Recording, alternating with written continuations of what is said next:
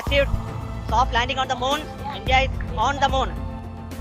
Landing के बाद चंद्रयान 3 ने भेजी चांद की पहली वीडियो और तस्वीर। दिखा चांद के दक्षिणी ध्रुव का ऐसा खौफनाक मंजर। अगले 14 दिनों तक चांद पर घूमते हुए चंद्रयान करने वाला है बड़ा कमाल। इसरो का ये मेगा प्लान देखकर दुनिया की स्पेस एजेंसीज हुई हैरान परेशान।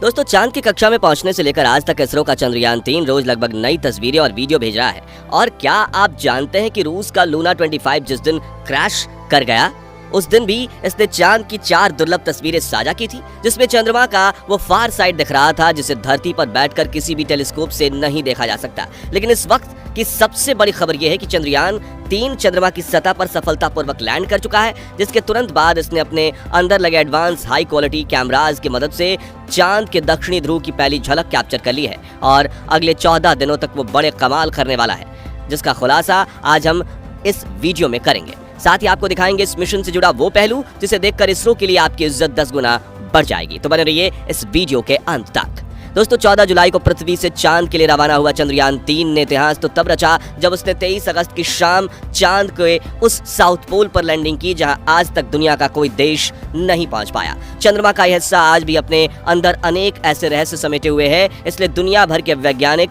इसमें काफी रुचि दिखाते हैं। इसी बीच इसरो की तरफ से एक बहुत ही बड़ी गुड न्यूज ये आ रही है कि चांद पर लैंडिंग के बाद चंद्रयान 3 के विक्रम लैंडर की कंडीशन बिल्कुल ठीक है और इसने चंद्रमा पर रिसर्च करने के लिए अपने प्रज्ञान रोवर को चांद की सतह पर खुला छोड़ दिया है। और ये एआई रोबोट अगले 14 दिनों तक चांद के बहुत बड़े खुलासे करने वाला है। वहीं विक्रम लैंडर के एडवांस कैमराज ने चांद पर अपनी लैंडिंग साइट की सबसे ताज़ा तस्वीरें भेजी हैं।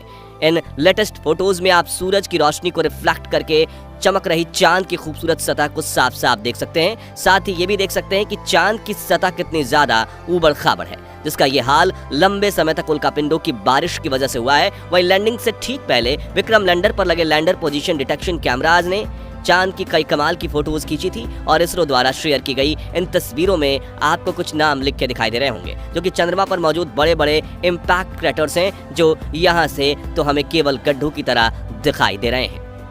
लेकिन चौंकाने वाली बात यह है कि इन्हीं रहस्यमय गड्ढों के नीचे 1-2 किलोग्राम नहीं बल्कि पूरे 10 करोड़ टन पानी मौजूद हो सकता है और कई बेशकीमती खनिजों का भंडार हो सकता है, जिसका रिसर्च करने के लिए विक्रम ने अपने प्रज्ञान रोवर को रवाना कर दिया है। तो चंद्रयान 3 के रिसर्च मिशन के ऑब्जेक्टिव्स क्या हैं और ये अपने रिसर्च के दौरान चांद के किन किन रहस्यों से पर्दा उठाने वाला है, जिससे नासा और रूस को भी जलन होने लगी है, आइए जानते हैं। दोस्तों, विक्रम लैंडर पर कोई टायर नहीं लगे हैं, यानी कि लैंडिंग के बाद अब वो अपनी जगह पर खड़ा होकर चंद्रमा पर रिसर्च करेगा, जिससे ये चांद के पतले वातावरण के अंदर मौजूद प्लाज्मा पार्टिकल्स पर स्टडी करेगा।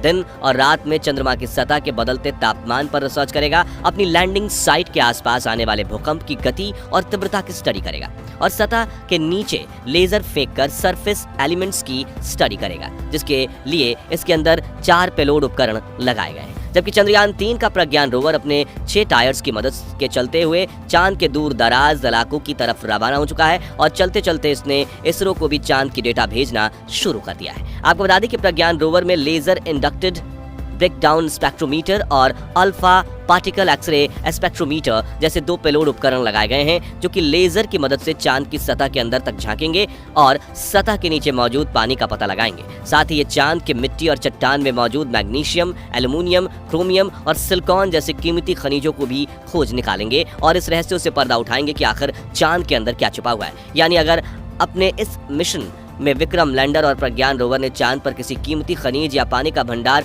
खोज लिया, तो ये इतना बड़ा कीर्तिमान होगा कि भविष्य में जब भी चांद का नाम लिया जाएगा तो इसके साथ ही इसरो और भारत का नाम भी जोड़ा जाएगा। आपको बता दें कि ये रिसर्च मिशन चांद के 1 लूनर दिन, जो कि पृथ्वी के 14 दिनों जितना है, जिसके बाद चंद्रयान 3 का विक्रम लैंडर और प्रज्ञान रोवर अपने आप निष्क्रिय हो जाएंगे और सदियों तक चांद की सतह पर खड़े होकर भारत के नाम का ठप्पा लगा देंगे। ऐसा इसलिए क्योंकि इसरो ने इन्हें वापस लाने का कोई प्लान नहीं बनाया है, वहीं इन्हें सिर्फ दिन के वक्त ही काम करने के लिए डिजाइन किया गया है। यानी 14 दिन के बाद जब विक्रम लैंडर की लैंडिंग साइट पर अगले 14 दिन के लिए रात होगी, तब इसके सोलर पैनल चार्ज नहीं हो पाएंगे और धीरे धीरे इसके सभी उपकरण बंद हो जाएंगे। हालांकि यहाँ गौर करने वाली बात यह है कि इसरो के इस मिशन का सबसे महत्वपूर्ण लक्ष्य चांद की सतह पर सॉफ्ट लैंडिंग करना था, मगर यह सवाल आता है कि चांद पर लैंडिंग करना इतना मुश्किल क्यों है?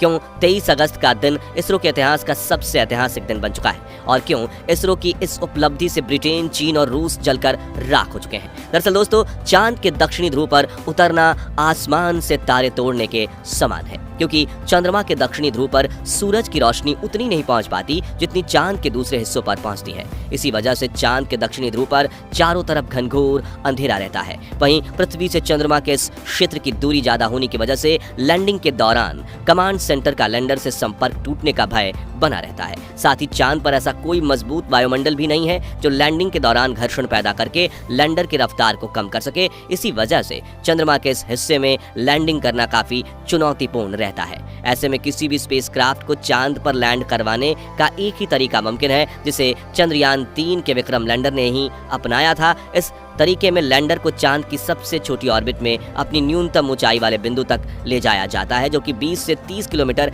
एल्टीट्यूड के बीच होता है, जिसके बाद लैंडर अपनी कक्षा छोड़कर चांद की सतह पर उतरने के लिए रवाना होता है और नीचे पहुंचने के दौरान अपने थ्रस्टर्स का इस्तेमाल करना शुरू कर देता है, जो उल्टी दिशा में फोर्स लगाकर इंजन ब्रेकिंग का सहारा लेते हुए स्पेसक्राफ्ट की रफ्तार कम करते हैं।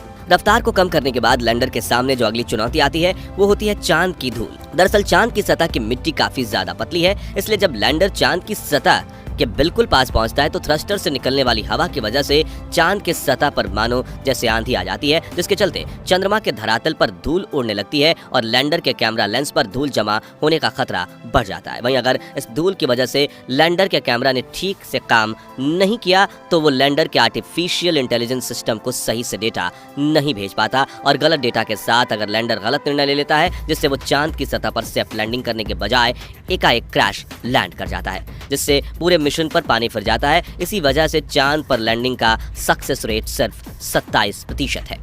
यानी कि चांद पर भेजे गए 100 मून मिशन में से सिर्फ 27 मून मिशन ही सफल लैंडिंग कर पाते हैं। इसी बात से आप ये अंदाजा लगा सकते हैं कि आखिर चंद्रमा पर लैंडिंग करना कितना मुश्किल है और इसरो के चंद्रयान 3 ने कितना बड़ा कमाल कर दिखाया है। और इस मिशन से इसरो ने वो कर दिखाया जो नासा और रूस जैसे बड़े देश भी नहीं कर पाए हैं। जी हाँ, नासा ने आज तक चांद की दक्षिणी ध्रुव पर कोई मून लैंडिंग मिशन नहीं किया, जबकि रूस तो चंद्रयान 3 से आगे निकलने की हड़बड़ी में एक हफ्ते पहले ही अपने लूना 25 मिशन में बुरी तरह से फेल हो चुका है। यानी भारत ने अमेरिका और रूस जैसे बड़े देशों को भी पछाड़ दिया है और पाकिस्तान तो अगले 100 सालों में भी स्पेस रिसर्च की फील्ड में भारत के आसपास तक नहीं पहुंच पाएगा। तो दोस्तों, क्या अगले 10 सालों में भारतीय स्पेस एजेंसी इसरो नासा, चीन और रॉसकॉस्मॉस को पीछे छोड़ पाएगी या नहीं? इसके बारे में अपनी राय हमें कमेंट्स में जरूर बताइए। और अगर आपको इसरो के चंद्रयान 3 मिशन पर गर्व है तो इस वीडियो को लाइक और शेयर जरूर कर दीजिए। साथ ही मिशन से जुड़े ऐसे लेटेस्ट अपडेट्स के लिए हमारे चैनल को सब्सक्राइब और फेसबुक पेज को फॉलो जरूर करें। धन्यवाद।